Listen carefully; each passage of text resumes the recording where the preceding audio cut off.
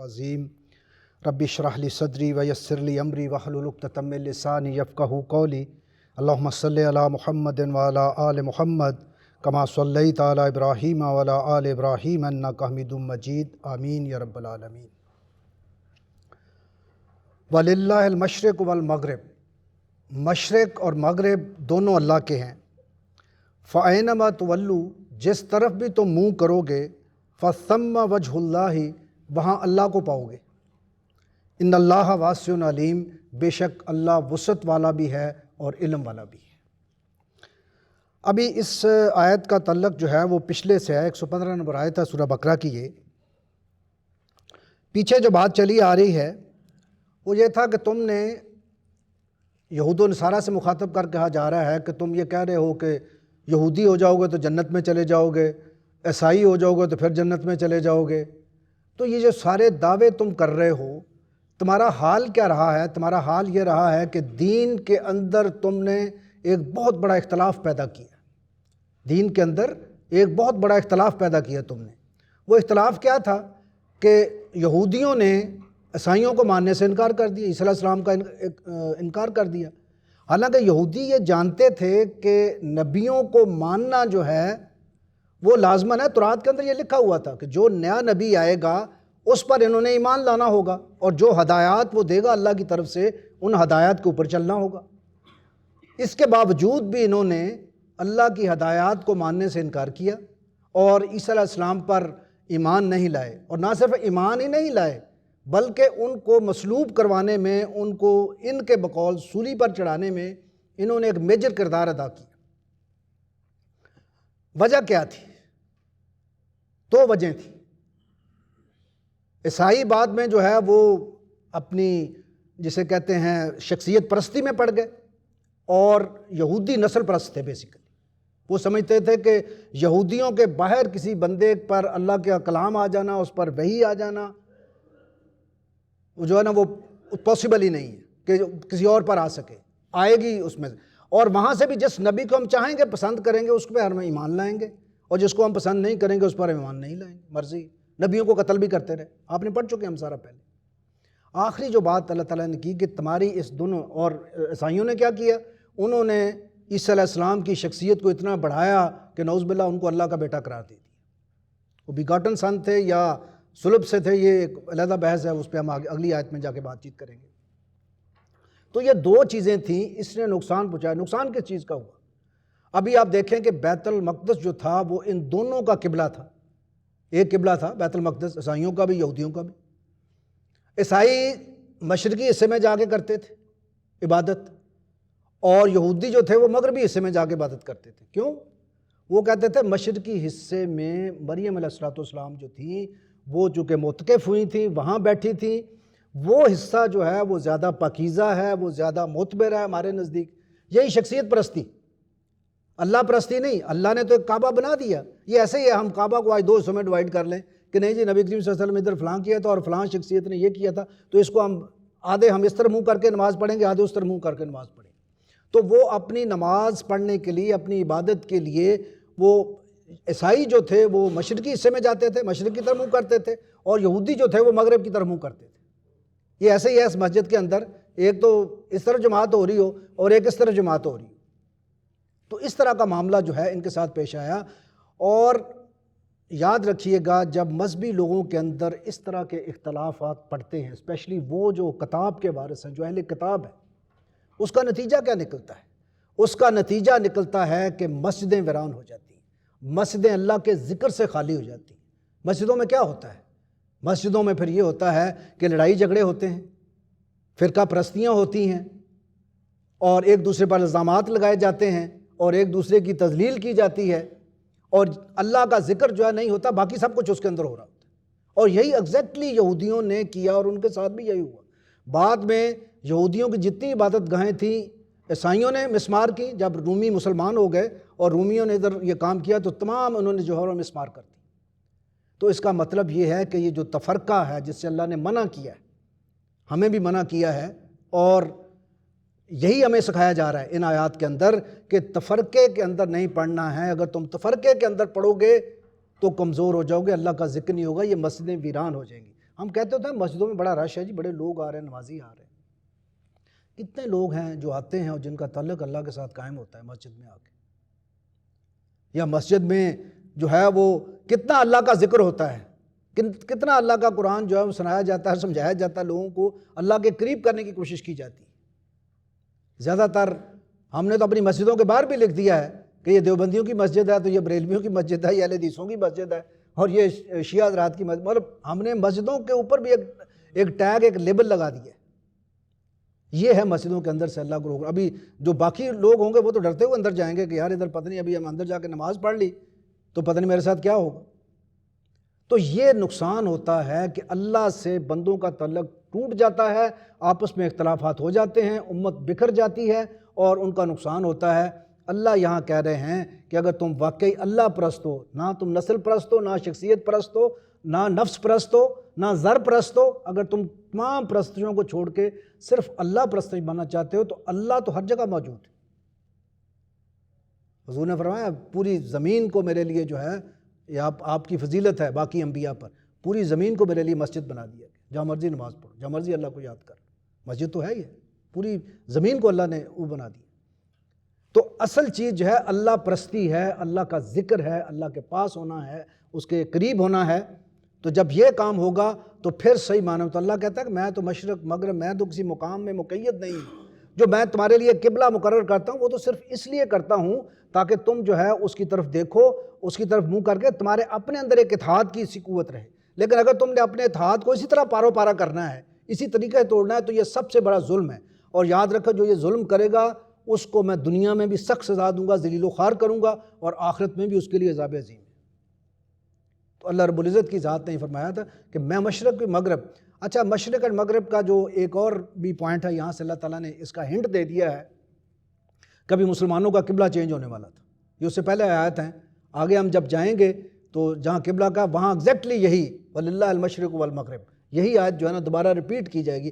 وہاں پہنچے گے تو میں پھر آپ کو اس آیت کے متعلق یاد کراؤں گا کہ ہم پیچھے پڑ چکے ہیں کہ تو اللہ نے یہاں سے بھی اشارہ دے دیا. کیونکہ مدینہ میں جو نماز آپ صلی اللہ علیہ وسلم پڑھا رہے تھے، جب یہ قبلہ چینج کا وقت آیا تو آپ بالکل جسے کہتے ہیں نارتھ کی طرف منہ کر کے کر رہے تھے، اور کعبہ ساؤتھ کی طرف تھا بالکل، یعنی اس میں تو اپوزٹ ڈائریکشن تھی.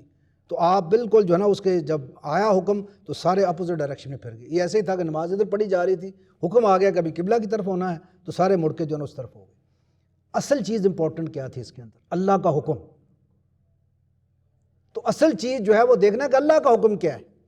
تو اللہ کا حکم جب آپ دیکھتے ہیں اور اللہ کے حکم کو آپ فالو کرتے ہیں تو اللہ رب العزت کی ذات جو ہے وہ پھر آپ جب اللہ پرستی کرتے ہیں تو وہ بھی آپ کے اندر اتحاد بھی پیدا کرتی، اتفاق بھی پیدا کرتی، آپ کو اسٹرینتھ بھی دیتے اور آپ کو دنیا میں عزت بھی دیتی. اگر آپ یہ کام نہیں کریں گے تو پھر معاملہ تو آج آپ کو مسلمانوں کی سمجھ آ جانی چاہیے کہ ہمارے جو مسلمان ہیں آج وہ ہم کیوں ذل و خوار ہیں دنیا کے اندر. یہ چیز اللہ نے اپنی کتاب کے اندر لکھ دی تھی. یہودیوں کی، عیسائیوں کی مثال اسی لیے دی ہے کہ ہم اس سے سبق سیکھ سکیں. تو یہی معاملہ جو ہے وہ کر رہے ہیں. اگلی آیت میں ایک اور، ابھی تینوں کو، ابھی چونکہ یہ آیات ختم ہو رہی ہیں، 10 رکوع ہمارے مکمل ہو رہے ہیں تقریباً یہودیوں کے جو چارج شیٹ پڑھ کے سنائی جا رہی تھی، ابھی یہ کنکلوڈ ہو رہی ہے. ابھی آخر پہ اللہ تعالیٰ نے عیسائیوں کو بھی شامل کر لیا اس میں، اور مشرکین مکہ کو بھی شامل کر لیا. ابھی تینوں کو مخاطب کر کے جو ہے اللہ رب العزت کی ذات جو ہے وہ خطاب کر رہی ہے اور فرما رہی ہے وَقَالُوا اتَّخَذَ اللَّهُ وَلَدًا. انہوں نے اللہ کے لیے سے اللہ کے متعلق کہا کہ اس نے کوئی اولاد بنائی ہے یا اس کی کوئی اولاد ہے. سبحانہ، پاک ہے وہ. بل لہ ما فی السماوات والارض، بلکہ سب کچھ جو زمین اور آسمان میں ہے وہ اس کی ملکیت ہے. کل لہ قانتون، اور یہ سب جو ہے اس کے زیر فرمان ہے، اس کے فرمان بردار ہے. بڑی امپورٹنٹ آیت ہے. تینوں کو ایڈریس کیا اللہ تعالیٰ نے. اور لفظ جو استعمال کیا بڑا خوبصورت لفظ ہے، اتخذا. اتخذا کا مطلب ہوتا ہے اڈاپٹ کرنا، کسی چیز کو لے لینا. یہ ایک لفظ استعمال کرتے ہیں، اگر آپ دیکھیں عیسائیوں کا فرقہ ہے جو لفظ استعمال کرتا ہے بیگوٹن سن آف گاڈ. اللہ نے کسی کو اڈاپٹ کیا ہوا ہے، یعنی عیسیٰ علیہ السلام کو. ایک تو کہتے ہیں نا کہ یہ ان کے اللہ کی نعوذ باللہ صلبی اولاد ہیں عیسیٰ علیہ السلام. ایک کہتے ہیں بیگوٹن سن ہے. بیگوٹن سن کا مطلب ہوتا ہے کہ آپ کا بیٹا نہیں تھا اور آپ نے اس کو اڈاپٹ کر لیا کسی کو. ابھی یہاں پر جو اللہ نے اس چیز کی نفی کی ہے جو پاسبلٹی ہو سکتی تھی. مطلب صلبی ہونا تو دور کی بات ہے، اللہ جو ہے کسی سے کسی کو متمنا میں نہیں بناتا ہے، اللہ تعالیٰ نے وہ بھی نہیں پکڑا ہے۔ والدہ کا لفظ یہاں جو استعمال کیا گیا ہے اس کے متعلق یاد رکھیے، اس کو سمجھ لیجئے۔ والدہ جو ہے وہ لفظ جمع کے لیے بھی استعمال ہوتا ہے، یعنی اولاد کے معنی میں بھی استعمال ہوتا ہے، اور مؤنث اور مذکر دونوں کے لیے استعمال ہوتا ہے۔ قرآن کے اندر بھی اور باہر بھی یہ اس کی مثالیں ہیں، عربی کے اندر بھی۔ یہاں پر اللہ یہ فرما رہے ہیں کہ کسی بھی قسم کی اولاد جو ہے اللہ نے کوئی اڈاپٹ نہیں کی ہے، یاد رکھیں، یہ بہت بڑا کرائم ہے۔ ابھی یہ کیوں کہا گیا؟ عیسائی کیا کہتے تھے؟ عزیر علیہ السلام جو ہیں وہ اللہ کے بیٹے، عیسیٰ یہودی کہتے تھے، عیسائی کیا کہتے ہیں؟ عیسیٰ علیہ السلام اللہ کے بیٹے۔ مشرکین کیا کہتے تھے؟ وہ کہتے تھے کہ فرشتے جو ہیں وہ اللہ کی بیٹیاں ہیں۔ تو آپ دیکھیں، بیٹیاں بیٹے دو بیٹے بنا لیے، باقی انہوں نے بیٹیاں بنا لی۔ تو یہ تمام جو پورا ایک اولاد جو تھا اللہ نے منسوب کر دی، اور آپ دیکھیں کہ تینوں اس میں شامل ہو گئیں، تینوں ہی مشرکین بھی آ گئے۔ یعنی یہ کس طرح کے اہل کتاب تھے کہ یہ وہی کام کر رہے تھے جو مشرکین کر رہے تھے۔ مطلب انہوں نے بھی تو یہی کہا کہ وہ اللہ کی بیٹیاں ہیں۔ کرتے کیوں تھے؟ کرتے اس لیے تھے کہ یہ لوگ جو ہے یہ اللہ کے ہاں ہمارے سفارشی بنیں گے، اللہ کے ہماری بچت کرائیں گے آخرت میں، اللہ کے عذاب سے ہمیں بچائیں گے۔ یہ تھا ان کا سارا ایم کہ جس طریقے سے وہ کرتے تھے۔ اللہ رب العزت کی ذات نے کہا سبحانہ، وہ ذات اس تمام چیزوں سے پاک ہے۔ کیونکہ تم اولاد کا دعویٰ کرنے کا اس لیے کہہ رہے ہو اللہ تعالیٰ کے متعلق کہ آپ سمجھتے ہو کہ اللہ تعالیٰ کے اندر کوئی کمزوری ہے، اس کو اولاد کی ضرورت ہے، یعنی اولاد کے بغیر، اور اولاد کی سفارش ماننا بھی اس کی مجبوری ہے۔ یہی ہو سکتا ہے نا کہ مجبوری ہو کہ یار اس کے بیٹے یا بیٹی کو کہیں گے تو وہ ہماری جان چھڑا لے گا، یا کہ وہ انسان جو ہے نا بوڑھا ہو جاتا ہے تو اس کو پھر بچوں کی اولاد کی ضرورت ہوتی ہے، کوئی اس کو لک آفٹر کرنے والا، کوئی اس کو دوائی دینے والا، کوئی کھانا دینے والا، کوئی اس طریقے سے آئے۔ تو فرمایا کہ یہ بھی معاملہ نہیں، اللہ تعالیٰ کی ذات سبحان کا مطلب میں نے پہلے بھی آپ کو بتایا تھا کہ اللہ کی جو صفات ہیں، اور یہ بہت زیادہ اس کو کہنا چاہیے کہ اللہ کی جو صفات ہیں وہ پرفیکٹ ہیں، پرفیکشن ہے اس کے اندر اس کی ذات کے اندر ایک ذرے کے برابر بھی کوئی کمزوری نہیں ہے۔ بجائے اس کے کہ آپ یہ کہیں کہ جی وہ مجبور ہوگا کہ ہماری بات مانے یا اپنے اولاد کی بات مانے۔ ان سب نے بیسیکلی جو کسی کو اللہ کا بیٹا قرار دیا یا بیٹی قرار دیا ہے، اس کا صرف ایک ہی مقصد ہے کہ اللہ کے ہاں ہماری یہ جان چھڑا لیں گے۔ اللہ رب العزت کی ذات کہتے ہیں کہ اللہ ہر قسم کی کمزوری سے پاک ہے، کوئی اس کے سامنے جو ہے وہ کسی قسم کا دعویٰ نہیں کر سکتا ہے، اور وہ اپنی مرضی سے چلتا ہے، اور اس طرح کا کوئی معاملہ ہے ہی نہیں اللہ کے ہاں۔ یہ اصل میں انہوں نے جو بیگوٹن سن والی لی ہے نا، یہ بیسیکلی رومیوں سے لی ہے۔ رومی جو بادشاہ ہوتے تھے نا، وہ کہتے تھے بیگوٹن سن وہ کیوں کہتے تھے کہ اگر کسی بادشاہ کا بیٹا نہیں ہوتا تھا اور ابھی اس نے ذرا اپنی جو کنگڈم ہے اس کی وراثت تو منتقل کرنی ہوتی تھی کسی کو، یا اگر بیٹا ہوتا تھا وہ نالائق ہوتا تھا، اس کو وہ ہینڈ اوور نہیں کرنا چاہتے تھے کہ ان کو پتہ ہوتا تھا کہ یہ پھر ساری تباہی بربادی ہو جائے گی ہماری۔ تو وہ یہ کرتے تھے کہ اپنے جو قریبی لوگ ہوتے تھے یا رشتہ دار ہوتے تھے، باقی ہوتے تھے، ان میں سے دیکھتے تھے کہ بہتر صلاحیتوں والا بندہ کون ہے، اور بہتر صلاحیتوں والے بندے کو پھر سلیکٹ کرتے تھے اور اس کو اپنا بیگوٹن سن بنا لیتے تھے، متبنہ بنا لیتے تھے، تاکہ وہاں پر جو ہے اس کو اس پہ فائز کیا جا سکے، وہ باصلاحیت ہوتا تھا۔ تو یہ کانسیپٹ انہوں نے ادھر سے لیا ہے کہ اللہ بھی نعوذ باللہ اس کو بھی کوئی وراثت چاہیے، اس کو بھی چاہیے کہ کوئی اس کا بیٹا ہو جو اس کے بعد جو ہے نا وراثت۔ اللہ کو تو موت ہی کبھی نہیں آنی، لا الہ الا اللہ الحی القیوم، وہ تو ہمیشہ قائم رہنے والا ہے۔ تو اللہ نے فرما دیا کہ یہ تمام باتیں یہ کر رہے ہیں، یہ فضول بات چیت کر رہے ہیں، اس کا کوئی تعلق نہیں، اللہ کسی کمزوری کا جو ہے نا وہ اس میں نہیں ہے، اور وہ پاک ہے ان تمام چیزوں سے۔ بل لہ ما فی السماوات والارض، اور سب کچھ جو زمین و آسمان کے اندر ہے وہ سب کچھ جو ہے وہ اس کا ہے، اس کی ملکیت ہے، اس کے اندر کوئی ایسی چیز نہیں ہے کہ یہ تمام جو ہے نا اس کے بندے ہیں۔ وَكُلٌّ لَهُ قانتون، اور تمام اس کے فرما بردار ہیں۔ قانتون کا مطلب یہ ہوتا ہے کہ بے چون چرا اس کی فرما برداری کر رہے ہیں۔ یہ تمام مخلوقات جو اس کائنات میں ہیں، خواہ وہ پیغمبر ہیں، خواہ وہ فرشتے ہیں، خواہ وہ کوئی بھی ہے، وہ تمام جو ہے اللہ تعالیٰ کی پابندی کر رہے ہیں۔ اور تشریعی احکامات جو ہیں ان کے اندر نافرمانی ہو سکتی ہے، لیکن جو تکوینی معاملات ہیں، میں بتاتا ہوں ابھی تشریعی اور تکوینی میں کیا فرق ہے۔ تکوینی جو معاملات ہیں اس میں تو کوئی مخلوق جو ہے وہ ہل ہی نہیں سکتی ہے کہیں۔ تشریعی معاملات یہ ہوتے ہیں کہ ایک شریعت اللہ نے دے دی ہمیں نبی کریم صلی اللہ علیہ وسلم کے ذریعے سے، وہ ہمارے پاس پہنچ گئی۔ ابھی ہماری مرضی ہے، ہمارے امتحان کے لیے اللہ نے وہ چیزیں دی ہیں، ابھی ہماری مرضی ہے ہم اس کے مطابق چلتے ہیں یا نہیں چلتے ہیں، یا اس کو ہم اگنور کرتے ہیں یا اس کی نافرمانی کر لیتے ہیں۔ یہ ہمیں اختیار دیا، اور یہ اللہ نے اختیار دیا ہے۔ تکوینی حکم یہ ہوتا ہے کہ اللہ کہتا ہے کن فیکون، تو وہ ہو جاتا ہے، معاملہ ختم ہو جاتا ہے۔ اس کا کوئی کسی کے پاس چارہ نہیں ہوتا ہے کہ اس سے باہر نکل کے کوئی بات کر سکے۔ مثلا وقت ہے، وقت کو روک سکتا ہے کوئی؟ وقت چل رہا ہے، اللہ کا حکم ہے، وہ چلتا رہے گا۔ اور وقت چلنے کے ساتھ ساتھ لوگوں کے اندر جو ہے تبدیلیاں آتی ہیں، لوگ بوڑھے ہوتے ہیں، چیزیں خراب ہو جاتی ہیں، چیزیں ختم ہو جاتی ہیں۔ وقت ایسی چیز ہے کیا؟ وقت ہی ہے نا۔ لیکن آپ دیکھیں ایک چیز پیدا ہوتے انسان کو دیکھ لیں، بوڑھا ہو جاتا ہے، ہڈیاں ختم، بالکل لاچار، بالکل اس بچے والی حالت میں پھر آ جاتا ہے، اور اس کے بعد قبر میں چلا جاتا ہے۔ اس کو کوئی روک سکتا ہے؟ یہ اللہ نے لا مقرر کر دیا۔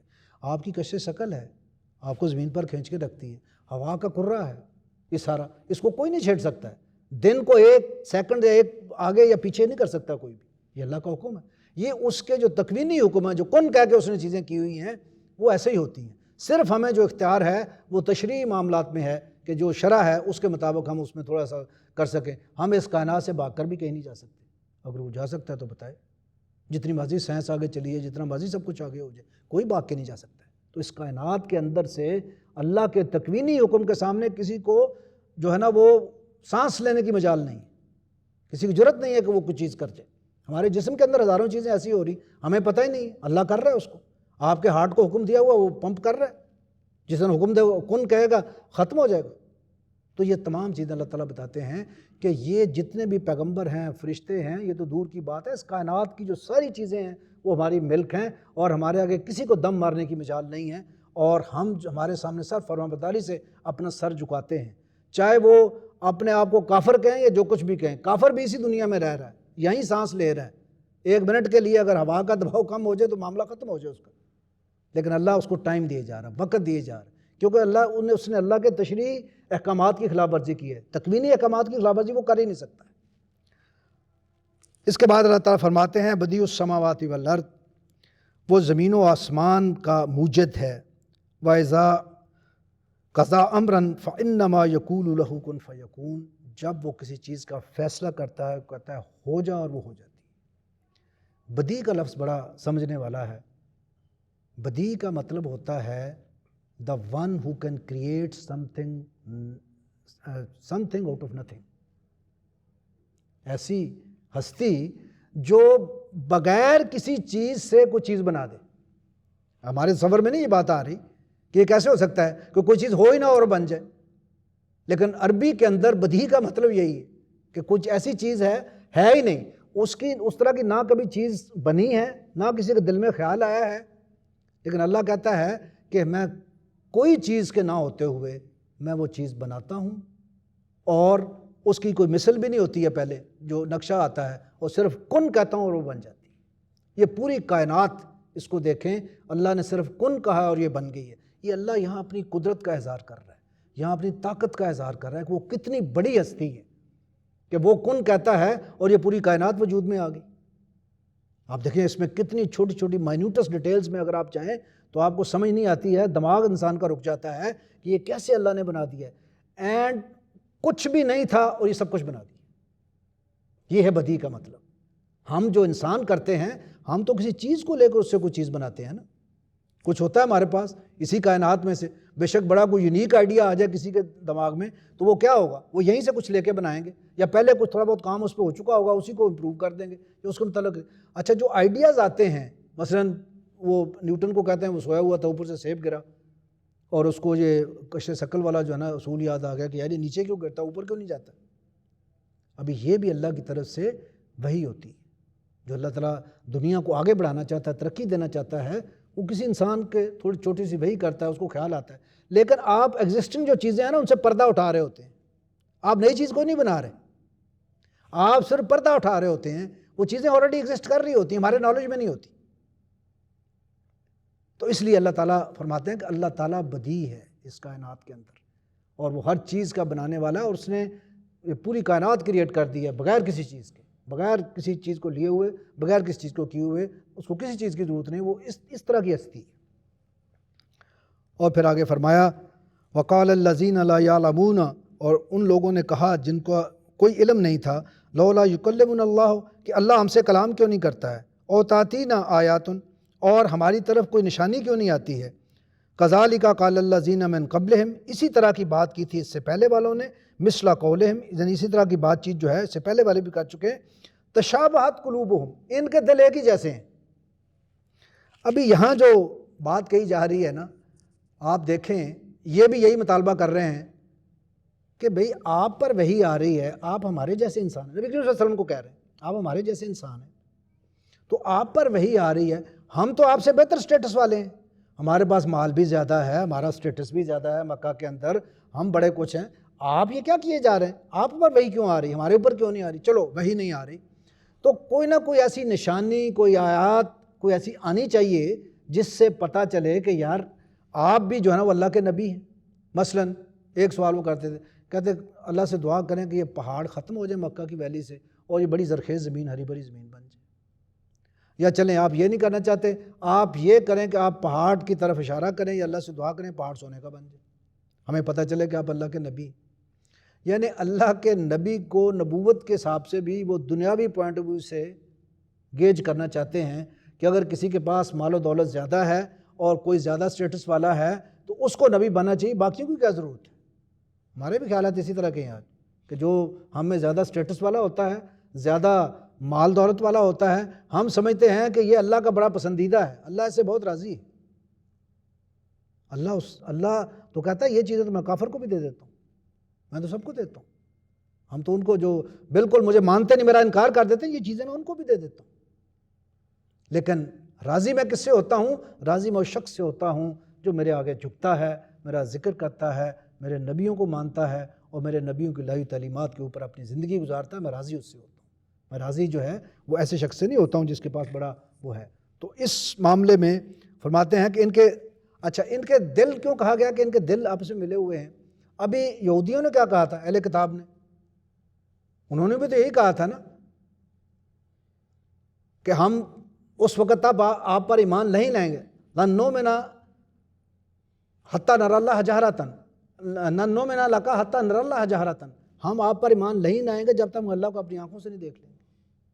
تو وہ جو اہل کتاب تھے انہوں نے بھی یہی کہا تھا، یہ بھی کہتے ہیں کہ اللہ ہم سے کلام کیوں نہیں کرتا، اللہ ہم سے ڈائریکٹ کلام کرے۔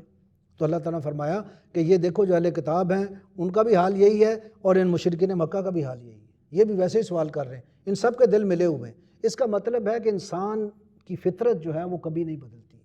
آپ دیکھیں موسیٰ علیہ السلام ان کے آنے سے کوئی 2500-3000 ہزار سال پہلے آئے تھے، اور سوال یہ مکے والے بھی وہی کر رہے ہیں جو انہوں نے 2500 سال پہلے کیا تھا۔ ہم آج کل کہہ دیتے ہیں کہ قرآن جو ہے نا وہ irrelevant ہے، پرانے زمانے کی کتاب ہے، 1400 سال پرانی والی ہے، تو اس کا نہیں ہے۔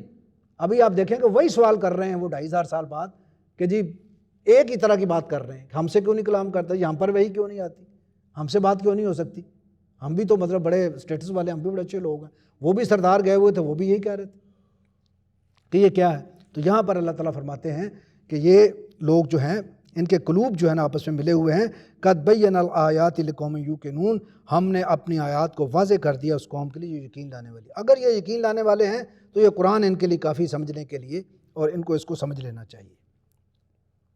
آگے فرمایا انا ارسلناک بالحق بشیرا و نذیرا، آخری آیت آج کی ہم کریں گے انشاءاللہ۔ ولا تسألوا عن اصحاب الجحیم، ہم نے آپ کو حق کے ساتھ بھیجا ہے، بشارت دینے والا اور خبردار کرنے والا۔ دو اللہ تعالیٰ نے آپ کی کوالٹیز بیان کر دی ہیں، بشیر ہے اور نذیر ہے۔ بشارت کس کو دینی ہے؟ جو آپ کی بات مان لے اور آپ کی اتباع کر دے، اس کو بشارت دے دیں جنت کی بھی، اس دنیا میں بھی بہترین زندگی کی اور آخرت میں بھی بہترین زندگی کی بشارت دے دیں۔ اور جو آپ کی بات نہ مانے اس کو ڈرا دیں، اس کو بتا دیں کہ آگے اس کے ساتھ کیا ہونے والا ہے۔ تو اللہ کے نبی کا جو ہوتا ہے، جو سٹیٹس ہوتا ہے، اس کا سٹیٹس یہ نہیں ہوتا کہ بڑے بڑے معجزے دکھائے، یا اس کے بس میں صرف 2 چیزیں ہوتی ہیں، باقی جو معجزے آتے ہیں وہ اللہ کی طرف سے آتے ہیں، وہ پیغمبر کی طرف سے نہیں آتے ہیں۔ یہ بتایا گیا ان کو بتا دو کہ یہ معجزے جو ساتھ تم مطالبہ کر رہے ہو یہ میں نہیں دکھا سکتا، اگر اللہ کی اجازت ہوگی تو وہ دکھا دیں گے۔ بائی دا وے معجزے جو مانگ رہے تھے ان بدبختوں کو یہ نہیں پتا تھا کہ جب معجزہ ایک قوم دیکھ لیتی ہے فرعون نے دیکھے تھے نا، 9 معجزات دکھائے اس کو، نہیں مانا، پھر کیا ہوا؟ غرق ہو گیا آخر پہ آ کے۔ اسی طرح قوم سمود، قوم عاد، کہا جی ایک اونٹنی لا دیں، اس پہاڑ سے ایک اونٹنی نکلے، آ گئی اونٹنی، انہوں نے کہا جی ابھی آ گئی ہے، ابھی اللہ کا رول یہ ہے کہ جب اس طرح کا معجزہ تمہیں دکھایا دیا جائے گا، اس کے بعد تمہیں تباہ و برباد کر دیا جائے گا اگر تم نہیں مانو گے۔ تو یہ بیوقوف معجزات دیکھنے کے چکر میں تھے۔ اللہ نے فرمایا کہ معجزات جو دکھاتا ہے وہ اللہ دکھاتا ہے، وہ نبی کے بس کی بات نہیں۔ نبی کا 2 کام ہوتے ہیں کہ وہ بشارت دے گا کہ جو مجھے مان لو گے تو میں تمہیں بشارت دیتا ہوں جنت کی آخرت میں، اور دنیا میں تمہاری بہترین زندگی کی بشارت دیتا ہوں، اور اگر تم نہیں مانو گے تو پھر انجام جو ہے وہ قرآن جو بتا رہا ہے وہی انجام تمہارا ہوگا۔ اور فرمایا کہ یہ جو جہنم والے ان کے بارے میں آپ سے سوال نہیں کیا جائے گا، مطلب اس کے باوجود بھی اگر کوئی نہیں مانتا ہے اور وہ اپنے عمل کی وجہ سے جہنم میں چلا جاتا ہے، تو آپ نے فرمایا کہ اللہ تعالیٰ فرماتے ہیں کہ پھر اس کے بارے میں آپ سے کوئی سوال نہیں کیا جائے، آپ نے صرف بشارت دینی ہے، قرآن سنانا ہے ان کو، بشارت دینی ہے اور ان کو ڈرا دینا ہے کہ اگر تم میری بات نہیں مانو گے تو اس کا انجام یہ ہوگا، باقی ہم پہ چھوڑ دیں، آپ سے کوئی سوال نہیں کیا جاتا، آپ نے اپنا کام پورا کر دیا۔ اس لیے جو بھی ہم کہتے ہیں نا آخر میں جب بھی ہم وہ مولوی صاحب اپنا ختم کرتے ہیں خطبہ تو وما علینا الا البلاغ المبین، اس کا مطلب کہ ہم نے بات پہنچا دی، بس ختم، ابھی آپ کا کام ہے۔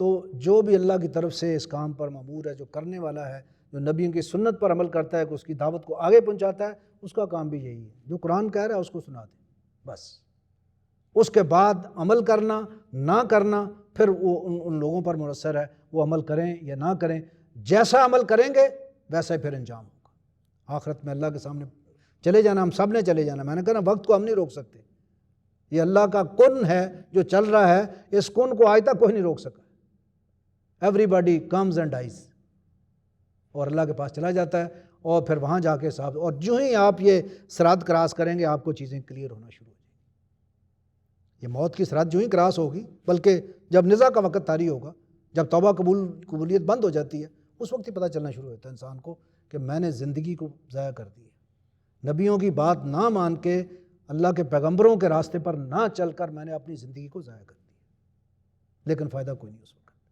اس وقت جب ہم جائیں گے اللہ کے سامنے کوئی فائدہ نہیں ہوگا، ہم سب کچھ لوز کر چکے ہوں۔ یہ ٹائم ہے کہ یہیں پر توبہ کی جائے، اور توبہ کر کے اللہ کے پیغمبروں کی جو دعوت ہے اس کو مانا جائے اور اس پر چلا جائے اور آگے معاملات کو چلایا جائے۔ تو اللہ سے دعا کرتے رہنا چاہیے کہ اللہ تعالیٰ ان چیزوں پر عمل کرنے کی توفیق عطا فرمائے۔ بارک اللہ لی و لکم فی القرآن العظیم و نفعنی و ایاکم بالآیات۔